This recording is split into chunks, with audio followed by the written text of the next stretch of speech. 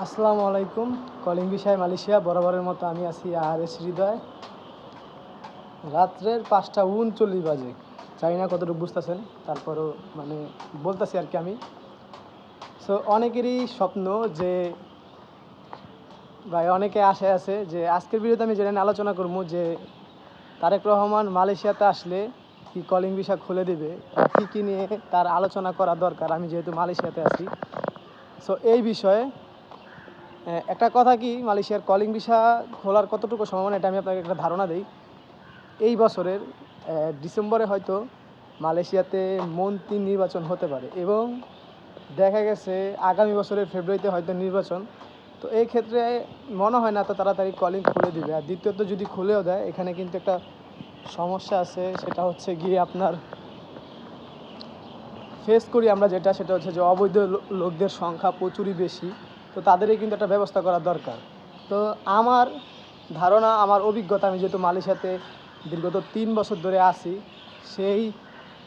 সেই উদ্যোগে বলতে পারি যে আগামী বছর ছাড়া মনে হয় না মালয়েশিয়ার কলিং ভিসাটা পুরোপুরি খুলবে। আর যদিও খুলে তাহলে ভালো। আর যদি আবেদন সরকারের কাছে, বাংলাদেশ সরকারের কাছে আবেদন, মালয়েশিয়াতে অনেক প্রবাসীরাই কিন্তু আপনার হেনস্থ কাজ নিয়ে ভোগান্তিতে আছে, তাদের যাতে একটু দেখে। মাইক্রোফোন আনি না, একটু বয়সে সমস্যা হবে। আর মালয়েশিয়াতে একটা জিনিস ভালো লাগে কি জানেন, রাত্রেবেলাও কিন্তু পাখির আওয়াজ পাওয়া যায়।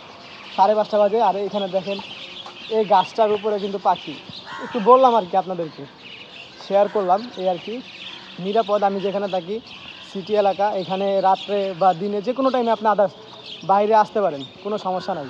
দেখেন, জানি না রাত্রে কতটুকু বোঝা যেতেছে। তো তাদের বিষয়গুলো দেখা। এর আগে সরকার আসছিল মালয়েশিয়াতে এবং বাংলাদেশের প্রবাস কল্যাণ মন্ত্রীও আসছিলেন। ওনারা কিন্তু এসে কিন্তু এখানকার বর্তমান পরিস্থিতি দেখে কিন্তু বাংলাদেশে চলে গেছে, তারা কিছু বলে নাই। তো তারা আসুক, তারা আসলে আমাদের জন্যই ভালো। আর মালয়েশিয়াতে যারা অবৈধ আছে তাদেরকেও একটু যাতে দেখে। আর বর্তমানে যারা অপেক্ষায় আছেন যে মালয়েশিয়াতে আসবেন, আমি তাদেরকে বলবো, যদি অন্য কোনো দেশ খোলা থাকে, যেহেতু এখন একটা দেশ বাংলাদেশের শ্রম বাজারের জন্য খোলা, সেটা হচ্ছে যে মরিচাস, যেতে পারেন ভাই। অপেক্ষা করে সময় নষ্ট করে দেশে বসে না থেকে বাইরের যে কোনো একটা দেশে আপনি মুভ করেন।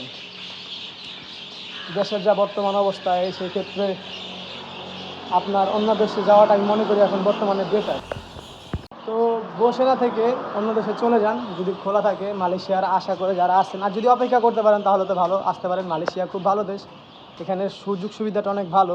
তার জন্যই বাংলাদেশের বেশিরভাগ কর্মীরা বা বেশিরভাগ প্রবাসীরা আসতে চান মালয়েশিয়াতে। আসেন আপনারা, এখানে স্যালারি, এখানে থাকা, এখানে ইন্স্যুরেন্স, সবই কিন্তু সুবিধাজনক। তাই আমি মালয়েশিয়াতে আসছি এই কারণে যে বলবো তাই না, আপনারা সকলেই হয়তো জানেন মালয়েশিয়া সম্পর্কে।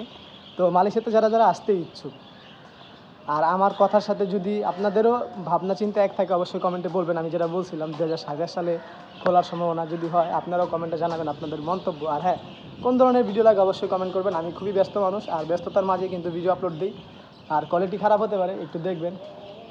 ফ্রি পেয়ে আর এখন ভিডিও তৈরি করলাম। তো এই ছিল আমার আজকের মতো ভিডিওটি ভালো লাগলে অবশ্যই চ্যানেলটি সাবস্ক্রাইব করবেন। ফেসবুক থেকে দেখে থাকলে লাইক কমেন্ট শেয়ার করবেন। তো দেখা হবে পরবর্তী কোনো ভিডিওতে। সে পর্যন্ত সবাই ভালো থাকবেন, সুস্থ থাকবেন। আল্লাহ হাফেজ।